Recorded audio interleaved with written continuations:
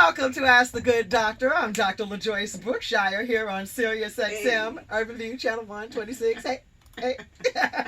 We have someone else here in the studio today who enjoys music as much as me. Yes. And we are here to impart wisdom about how to attain, maintain, and reclaim your perfect health. Yes. And Channel 126 is where talk empowers and becomes action. Join us right now on Twitter at Ask the Good Doc, on Instagram and Facebook at Ask the Good Doctor. And also, please subscribe to my YouTube channel, to my YouTube channel. Thank you, Alexa. Ask the Good Doctor, LaJoyce Brookshire. All right. And the season has changed, y'all. You know, it's fall. And it's time for your fall tune-up. So please give me a call. I'm offering that special steal for a 1-hour phone consultation with me.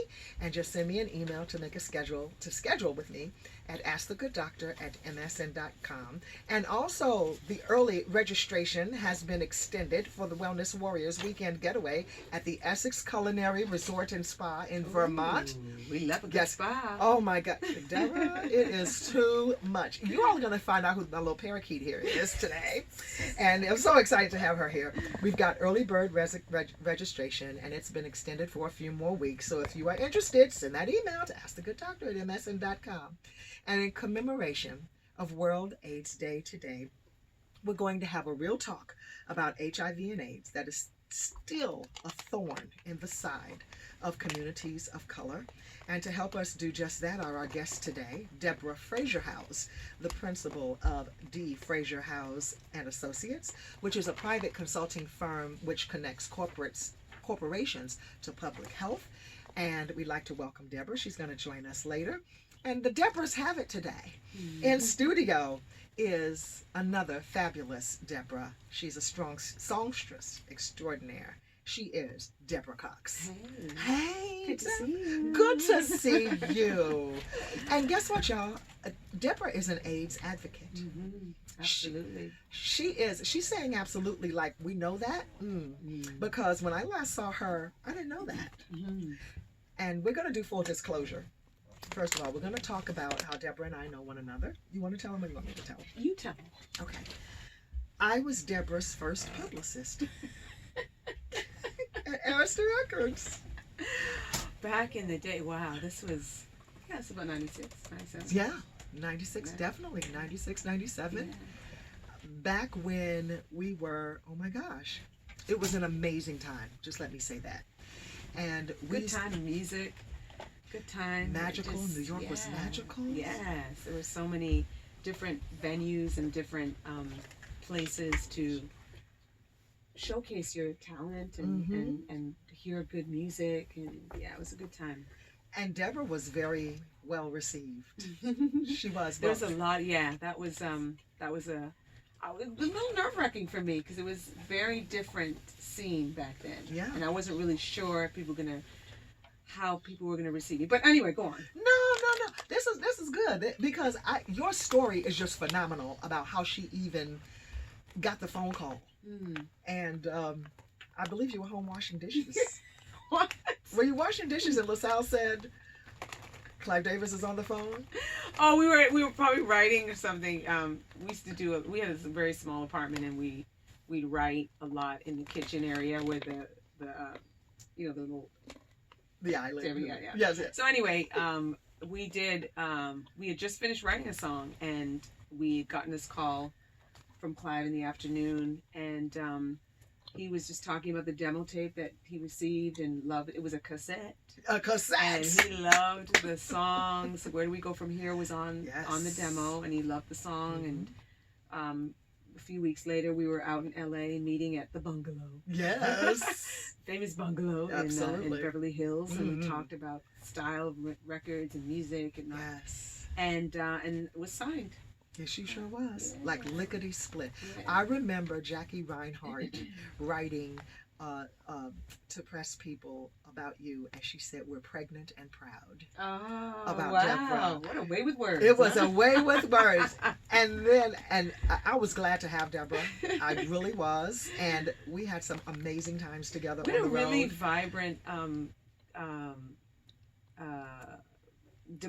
vibrant departments. Yes. There were a lot, like you, Jackie, Gwendolyn, just everybody was so passionate about the work. Yeah, which is very different now. There's a little bit of entitlement now that people are experiencing now, but back then it was like a real appreciation for your art, for your, you went to, you had credentials. That's right. Right? That's right. That's the word I'm trying to, It was went to school. Yes, right. It was a fact, and it was the school that Clive Davis built. The school, yeah, very much so. Okay.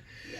So that little departure about music history is important because what I'm about to tell you, the backdrop of what transpired with myself was happening during that time, and I don't even think that Deborah even knew what was going on with me because, as much as we were on the road and running the country back then, I was really harboring a lot of things that were happening at home.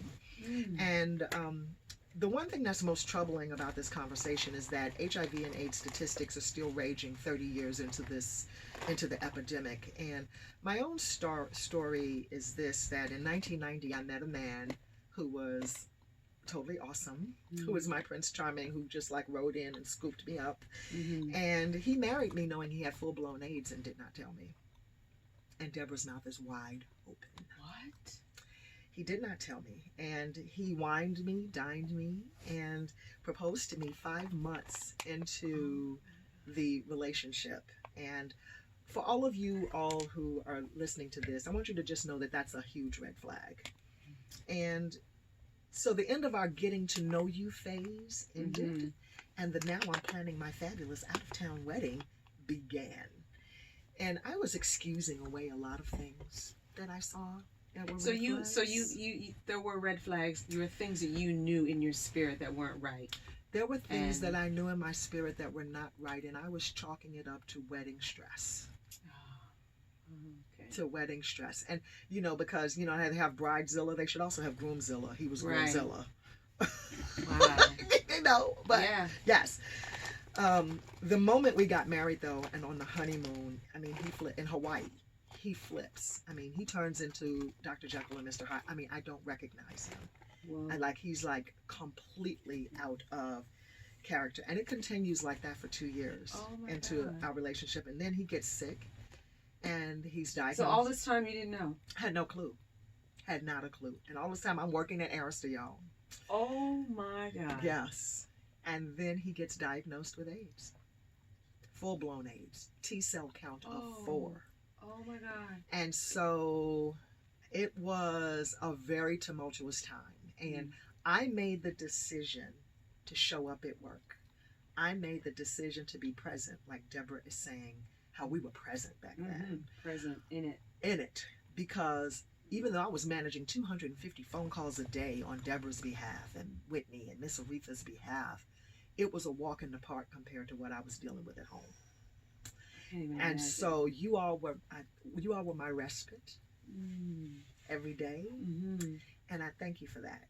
Oh my gosh. Yeah. I had no idea. Well, thank you. Yeah. Whoa. And I didn't tell anyone. Unbelievable. Actually. How did you carry all of that? You know what? And still have so much joy. Because when I think of you, when I hear La Joyce, I just think joy. Because you always had this smile that lit up the room. And you always had a presence about you that just, ignited everybody in the room. And so I had no idea that this kind of pain, this kind of betrayal. Yay. That's it. I had no idea that you were harboring and holding all of that. Yes. I was holding all of that for sanity. Right. I was holding all of that. I really wasn't holding it. I journaled it. Oh, and it was the expository writing of that experience turned into the book that I wrote called Faith Under Fire. Yes.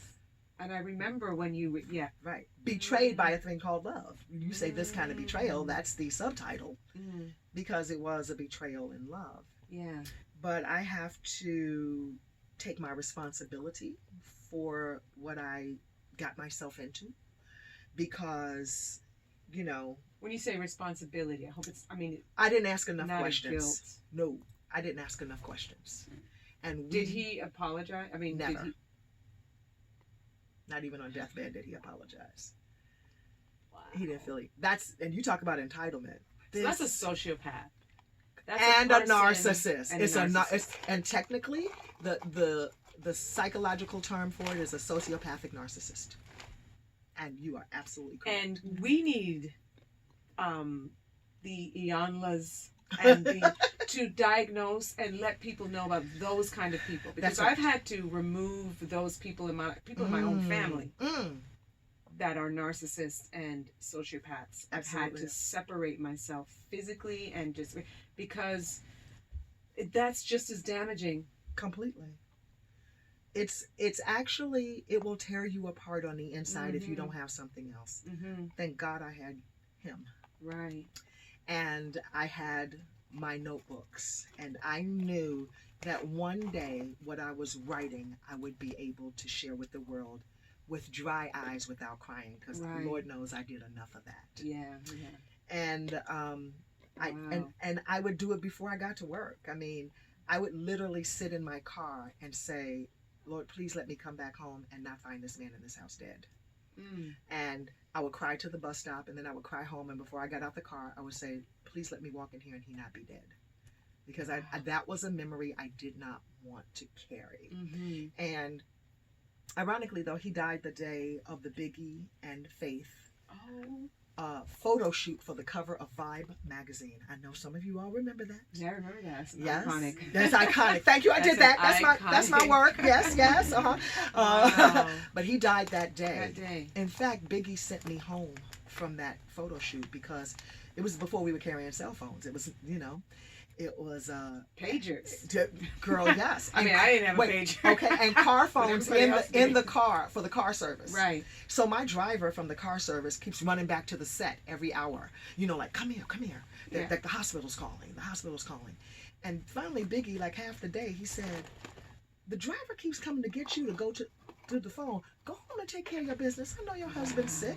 And I was like, no, because you act a fool, and I need this job because he's sick, and I need to keep my relationship with Vibe magazine. He said, I promise you I won't act up today. Not today. And he kissed me on my forehead and pushed me toward the car. Wow. And he died that day. Wow.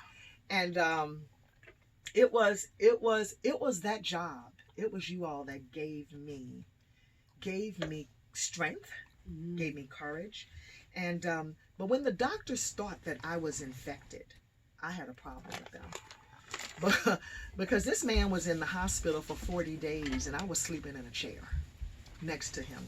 And they all knew what was going on with him. And I didn't know.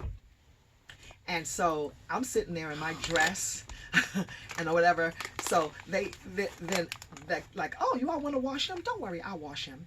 Oh, you all want to turn? I'll help you turn him. And they're all suited up, mask, gloves, right? And you're not. Cloak. I have on a dress, and so it's not like. So this is where HIPAA goes too far, y'all. So here I am, helping them, bare hands. Okay, I'm telling you, this is God's grace that I'm negative, and helping them do things, the nurses and everybody, and nobody's saying a word from them to me until they have a carefully orchestrated family meeting. And in the meeting, that's when they, after day 40, when he's in the hospital, that's when they tell me he has full-blown AIDS. And then, so I'm working at the National Black Leadership Commission on AIDS doing their concert too, right then. Right. And then, and Deborah Fraser House is going to join us on the phone and we'll talk about that. But I know a little bit about this at this point because this is where I'm doing this. And I said, well, what's his T-cell count? And they say 4. And I look at him like, I know this didn't happen yesterday. Right. And I said, well, who's going to take my blood and tell me I'm negative?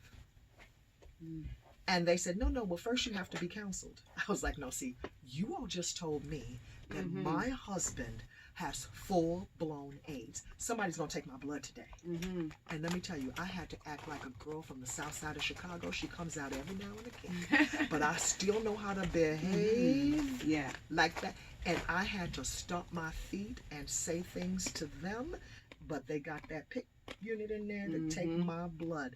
And it was terrible that I had to behave that way, but I had to be an advocate for myself. Yes. And I tell that story because I want you to advocate for yourselves, especially when you know something to be true. And what they were trying to say is that we have 2 AIDS cases here. There's no way you're not going to have AIDS. I said, no, I'm going to tell you right now, whoever believes what I believe, you come on my side. And the rest of you, you can stay over there, because I believe the report of the Lord, and I know he's saying to me, daughter, go, thy faith has made thee whole, and you are free from all your diseases. And I would not believe it. Right. I wasn't receiving that. Just know, yeah. Take my blood and tell me I'm negative. So I know it's the grace of God. Absolutely. Wow. It's the grace. And that's when you say what kept me smiling, that's what kept me smiling. It was God's grace. And that's what kept me. So wow, praise God. Praise the Lord. Wow. That is a testimony. Indeed. And, man, that's something. So I had incredible people holding me up. I had you all smiling at me. I had lots of work to do for you all. And I couldn't crumble. But I don't want to. Right. You know, sometimes crumbling is a choice. You give yourself 48 hours, you crumble. But you get back up. But you got to get back up. Absolutely. Yeah. I tell anybody, take 2 days and fall completely apart. Get it out of your system. Get it out of your system and get right back on your feet again. Amen. You know what I mean? Yeah. You know what I mean. So you know well, huh? That's what survivors do. That's what they do. Yeah, fighter. When you got to fight through it, that's what you do. That's you right. get knocked down, you fight through it, and then you pick yourself back up. And that's what we do to thrive. But you have to allow yourself and give yourself and be patient with yourself to allow that time, because it takes time. That's right. Yeah. So don't go away.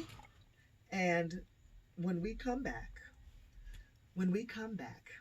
Miss Deborah Cox is going to talk to us about all she has been doing on this front. And if you don't know about my book, Faith Under Fire, Betrayed by a Thing Called Love, grab a copy.